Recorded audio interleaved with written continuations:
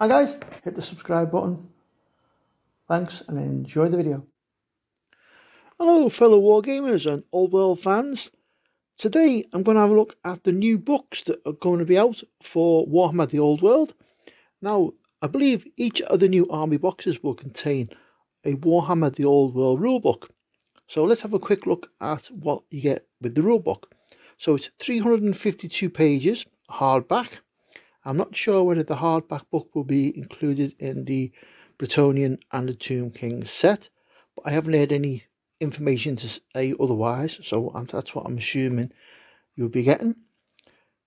Within the rule book, there will be 70 pages of background information. It's covering the history of the conflict, etc. We'll have core rules, advanced rules, the winds of magic and casting spells, building your army, setting up your battlefield, and a gallery with a ton of pictures from the Heavy Metal Studios. So that should be interesting. I'm hoping that because they're doing core rules, the core rules might come out as a separate card, like Warhammer 40,000 has its core rules on a like an 8-page little A5 fold out thing. So we'll have to wait and see and hope that happens, but you never know. More complex than 40k rules, I would imagine. So with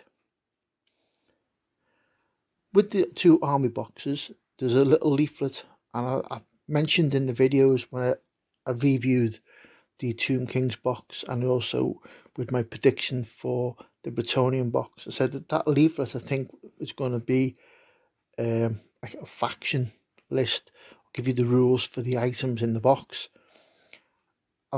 There's no, by the looks of it, there will be no faction list or army lists in the rule book.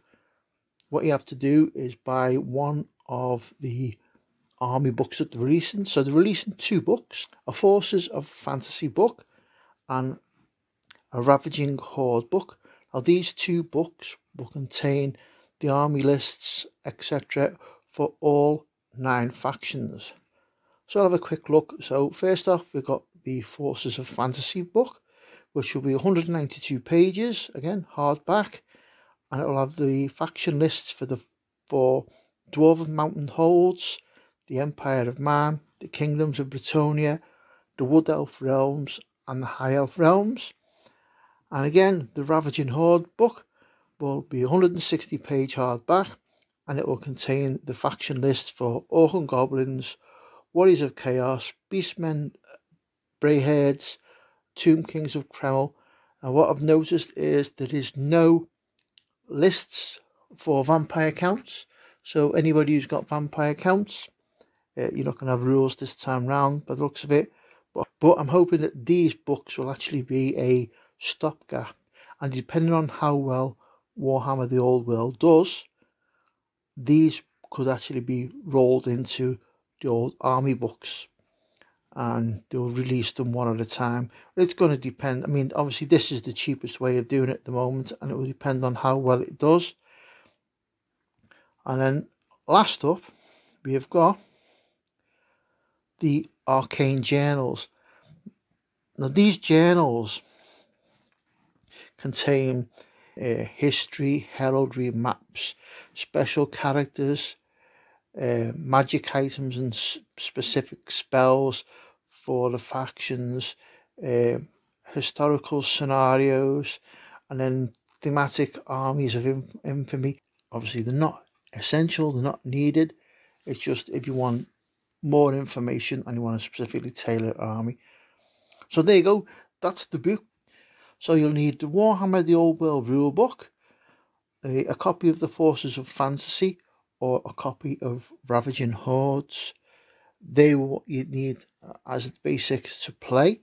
The Arcane Journals are optional for more background and more info.